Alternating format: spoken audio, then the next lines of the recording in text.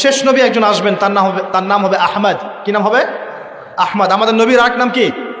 আহমদ। এটা আমাদের নবীজির আরেক নাম। এই যুব সমাজ জানে না তো, অনেকেই জানে না। এরা নেইমার মেসিকে চিনে, আমাদের নবীর নাম আহমদ তারা জানে না, অনেকেই জানে না। আমি চ্যালেঞ্জ করছি, আপনি জ্ঞান নিয়ে শুমারি করে দেখেন, যুব সমাজের অনেকেই বেসিক জিনিসই জানে না।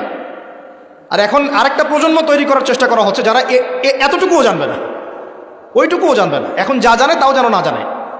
তো এটা তাদের ধর্মগ্রন্থে লেখা ছিল, এই কারণে তারা অপেক্ষা করছিল শেষ নবী আসলে তারা তার হাতে বায়াত করবে। কারণ তাদের ধর্মগ্রন্থে ছিল যে মুহাম্মদ সাল্লাল্লাহু আলাইহি ওয়াসাল্লাম যখন শেষ নবী হয়ে আসবেন তার অনুসারীরা বিশ্বটাকে শাসন করবে। করেছিল না?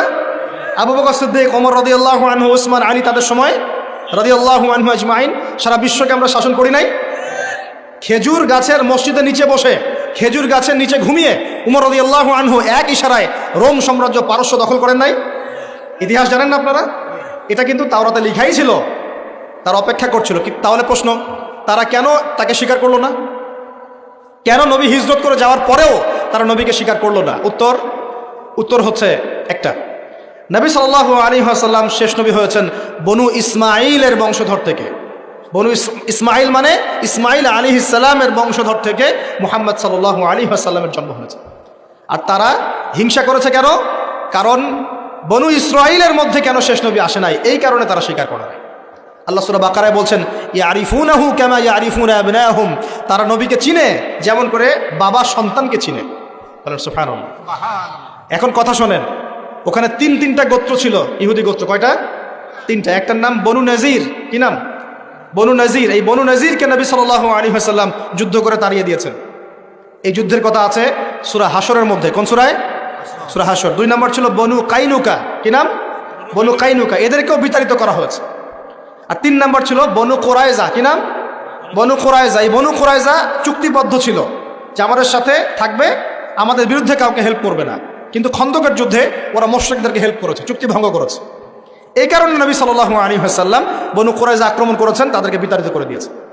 আমাদের নবী কি বিনা অপরাধে তাদেরকে বের করে দিয়েছেন? এমন মানুষ তিনি ছিলেন?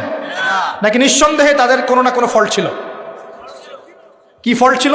ফল্ট ছিল এই, তারা মুশরিকদের সাথে, অন্যদের সাথে মিলিত হয়ে ওই মদিনা রাষ্ট্রটাকে ধ্বংস করতে চাচ্ছিল, ঠিক যেমনটা তারা এখন প্যালেস্টাইনে করছে। তো এই কারণে তিনটা বড় বড় গোত্রকে নবী সাল্লাল্লাহু আলাইহি ওয়াসাল্লাম বের করে দিয়েছেন। আরও শোনেন, নবী সাল্লাল্লাহু আলাইহি ওয়াসাল্লাম যখন ইন্তেকাল করছেন, একদম ইন্তেকালের মুহূর্তে তার গায়ে জ্বর, প্রচণ্ড জ্বর, গায়ের তাপমাত্রা বেড়ে গেছে, তাকে গোসল দেয়া হচ্ছে এবং গোসল থেকে উঠে তিনি আবার বেহুশ হয়ে যাচ্ছেন, আবার পানি ঢালা হচ্ছে।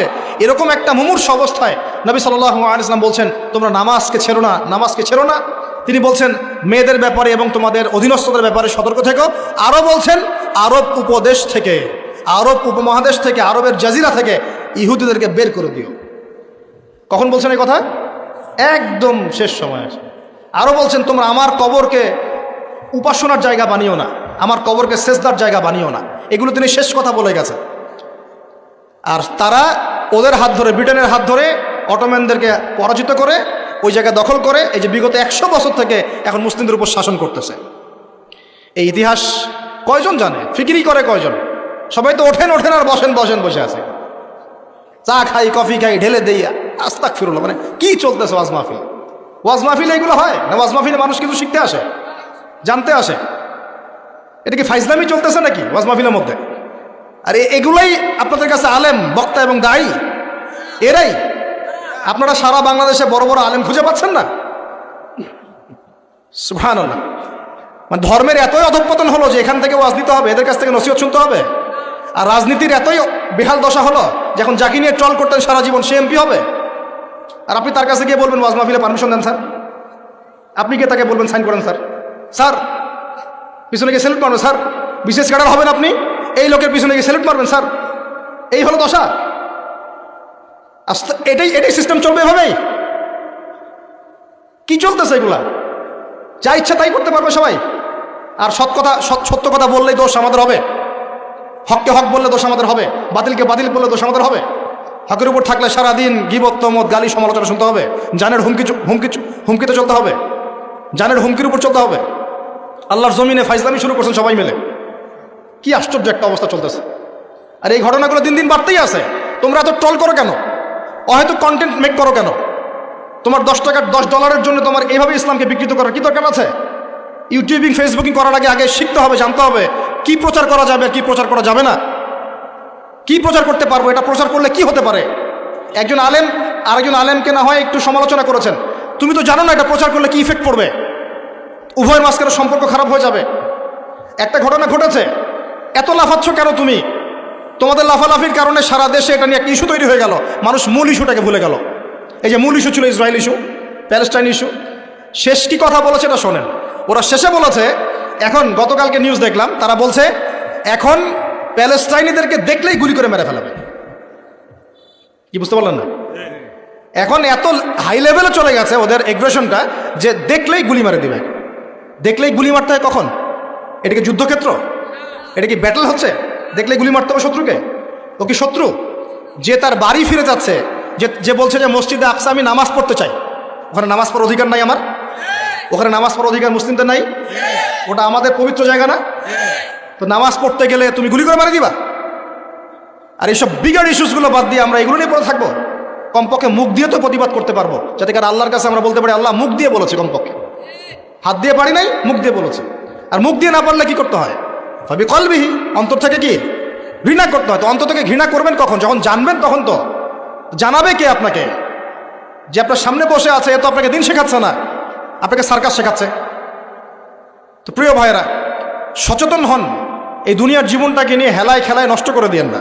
জ্ঞান অর্জন করেন, পরিস্থিতি বোঝেন, আমল বাড়িয়ে দেন, হালাল খান। আর এই যে চিলে কান নিয়েছে এই টাইপের বিষয়ের দিকে যায় না, ইস্যু পাগল হয়েন না, ইস্যু পাগল হয়েন না, আর এই ট্রল পাগল হয়েন না। কনস্ট্রাকটিভ কিছু চিন্তা করেন, কিছু কাজ করেন, সৎ কাজে আদেশ করেন, অসৎ কাজে নিষেধ করেন। নিজেদের দেশের মধ্যে বিশৃঙ্খলা সৃষ্টি করেন না, সবার প্রতি কল্যাণকামী হন। মানুষের কল্যাণকামী হয়ে সবাইকে গঠনমূলকভাবে সত্যটাকে তুলে ধরেন। যার ইচ্ছা হবে সে সত্য স্বীকার করবে ইনশাল্লাহ, যার ইচ্ছা হবে সে করবে না, অ্যাটলিস্ট আপনি আপনার দায়িত্বটুকু পালন করেন। উম্মার মাঝখানে বিভক্তি বাড়িয়ে দিয়েন না, ঐক্যবদ্ধ করার চেষ্টা করেন। না পারেন তাও চুপ থাকেন। ঐক্যবদ্ধ করতে পারছি না, কেউ কথা শুনছে না, চুপ থাকেন। আগুন উস্কে দেওয়ার কি দরকার আছে? দরকার আছে? অ্যাটলিস্ট যা আছে তাও থাক, এটাকে আরও খারাপ করার কি দরকার? প্রত্যেকটা সেক্টরে এই সমস্যা চলছে টপ টু বটম। আল্লাহ পাক আমাদেরকে বোঝার তৌফিক দান করে নেন।